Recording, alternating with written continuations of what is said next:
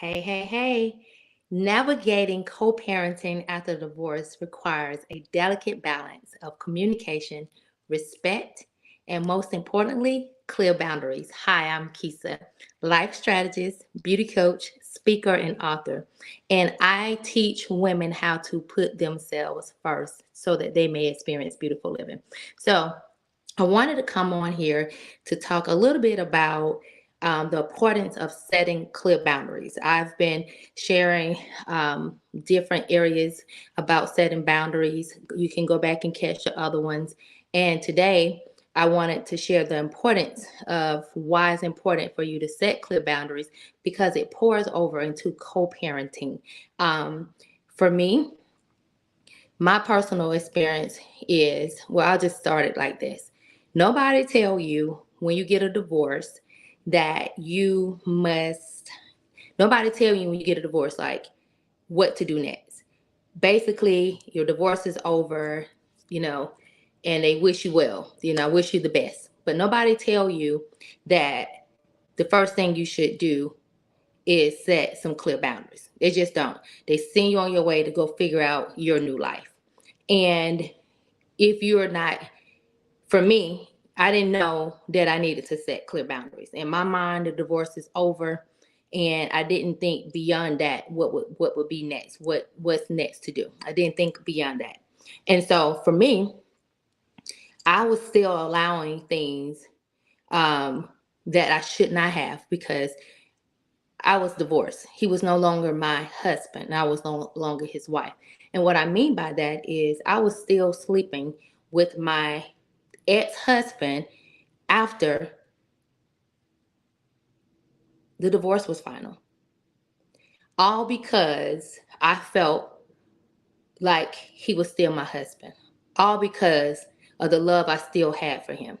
And Tina Turner didn't knock at my door and say, "What love got to do with it?" Because love has nothing to do with setting clear boundaries.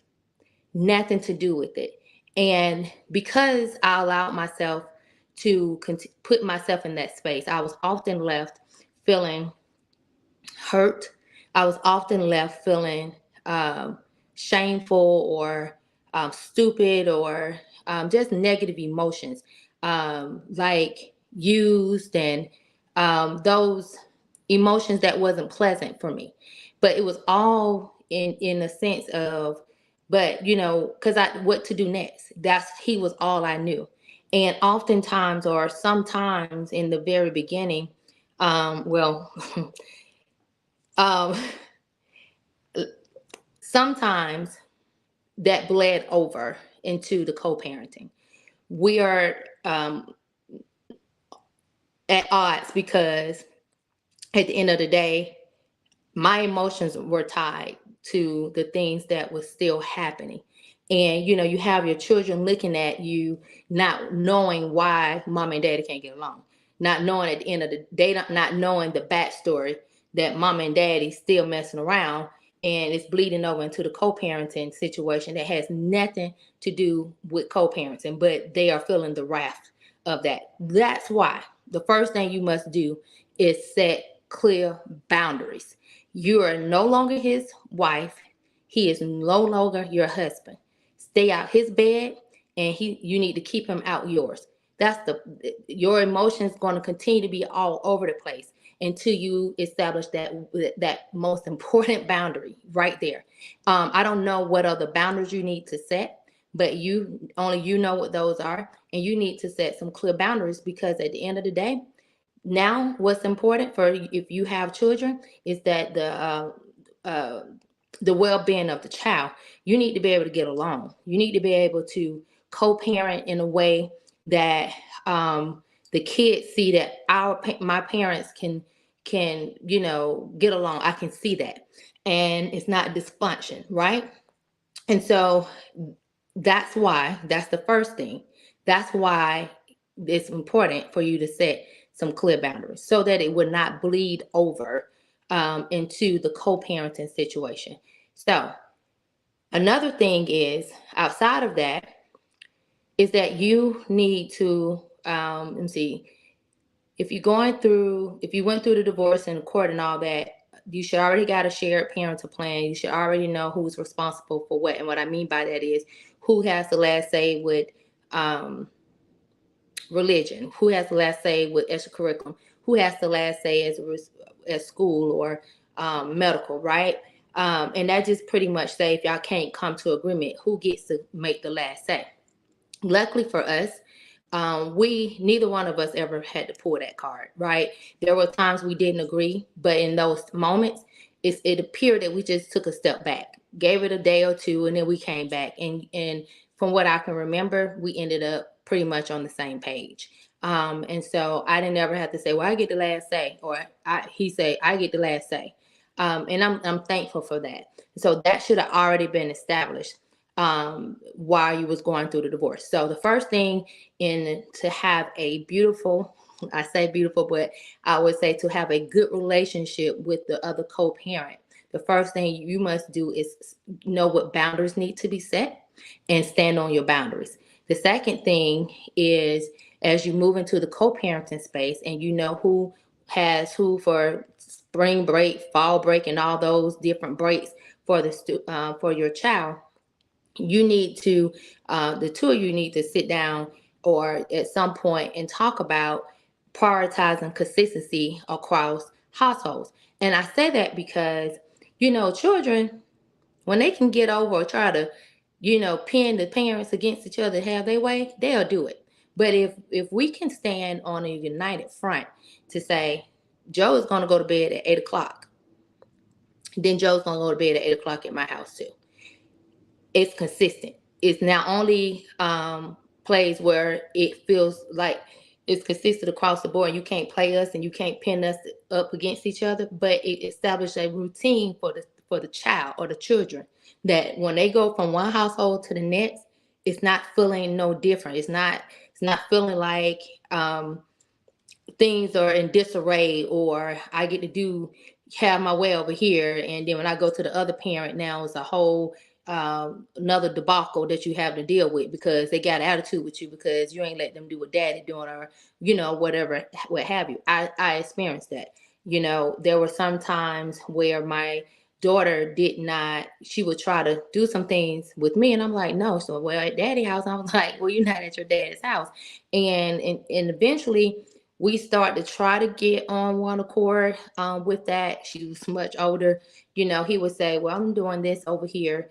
And for me, what I decided to do, if it sounded, like, okay, then I would say, oh no, because at daddy house you do this and you gonna do this over here too. You ain't, it's not gonna be no different. And so it cuts down on all this. Well, I'm gonna try to pull one over on mama, or I'm gonna try to pull one over on daddy. When both parents are united front when it comes down to the consistency of if there is a bedtime, if there is a phone time that they need to get off the phone, if there is a cut off TV time, if those things, right? But the setup of your child or children, then that's something that you all would need to come on one accord with. But I highly recommend consistency across the household. The next thing is flexibility. Try your best to be flexible with one another. I know you probably have a parenting plan that's telling you, you know, this is, you need to do this, he need to do that, blah blah blah. Okay, good. Yeah, in my parenting class, they told us to they recommend sticking to the parenting plan. We did for the most part, but there was times where he might have needed assistance and I was able to do it. It was times when I needed assistance and he was able to do it.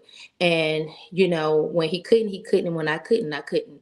But it wasn't that I was begrudgingly like I ain't doing it. No, because at the end of the day, it's still about our child. You remove your personal emotions from the situation and focus on the child, then be there for the child. Because at the end of the day, that's what the child needs, both parents to be there for them. So try to be flexible. And if you find yourself being flexible and when you need help and he's not, don't save yourself some time and energy with the attitude about it. All right, thank you. You extended the olive branch. You know where he stands. Let it be. Let it roll off the back of your back like water, and you got me once, but you won't get me again. Keep it moving. All right. So that's the next thing. So the first thing is make sure that you set your clear boundaries so that you can set yourself up. The parenting, co-parenting is for a good relationship, but you have to have the clear boundaries. When you don't have those in place, I'm trying to tell you, you will find yourself being an emotional wreck and doing things and find yourself in places that you shouldn't, or doing things that you shouldn't because you're not married anymore, and you carrying those emotions, and you need to release that. The second thing I said is consistency across households. I think it's very important that you sit down and try to come to one accord of what that need to look like. The next thing is flexibility. Be flexible with one another. I know you may have a parenting plan, but sometimes things happen, and just it's about the child. It's about the child. Um, the next thing is I would recommend when y'all having those moments where y'all or emotions are high, using technology to communicate with one another. For the most part, we were able to communicate, but there was times where we could not. And text message was all you was gonna get, right? And it's okay. That was the default. That's what happened. If you have to text, if you have to email, if that's what you need to do, but use it as a source. That's what technology is for. The next thing is celebrate your milestones of the child, right?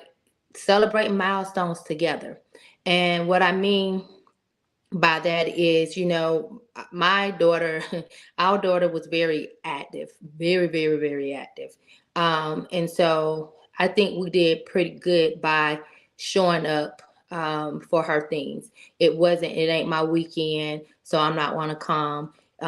It's his weekend, so I ain't gonna come. It wasn't. If I could be there, which only time that there were maybe a few times, and there were times where she begged. I think she begged both of us not to come. She was like, "It's a waste of time. I don't want to be here. Don't y'all even show up for this, please." It's whatever. And so in those cases, it was like, "All right, cool."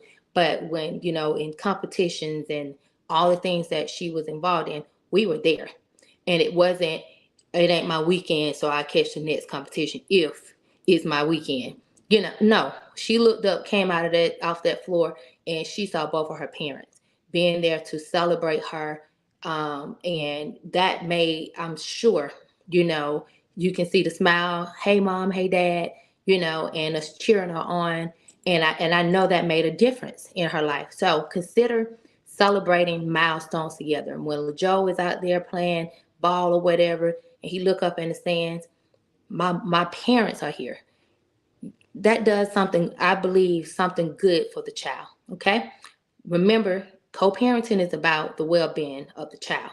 And so the last thing I want to add to that is keeping the child's well-being at the front of everything. So when there is disagreement and you can't agree, take a moment, take a step back. It may take 24 to 48 hours. Let it cool down, come back to the table. Talk to each other like two adults, not kids that can't get nothing done, okay? And remember that it's about the well-being of the child, so the decision should be always as it relates to the decision should always guide you to the well-being of the child. And if you keep the child at the center, then I believe that you are on your path to a great co-parenting relationship. Remember, co-parenting is an ongoing process. I mean, it requires a lot of patience. It requires flexibility and commitment to effective communication, right? So I believe if you just implement these things, the first thing first, setting those boundaries, so you will not be on an emotional roller coaster, and consistency across the household, being flexible with one another, use technology when you need to, celebrate the milestones together, and keeping the focus on the well-being of the child. I believe that you will be on your way to a great or a good co-parenting relationship. So that is all for now. Don't forget to subscribe. Don't forget to comment. I want to hear, how are your boundaries, setting boundaries? How is that going for you? I want to know um, what is it that you are needing help with. If it's difficult, how can I support you? Like this, share this with someone who's going through post divorce. This is the first thing they need to know, is to set boundaries, especially if they have some children involved. Okay, that is all. Until next time, know that beautiful living awaits you.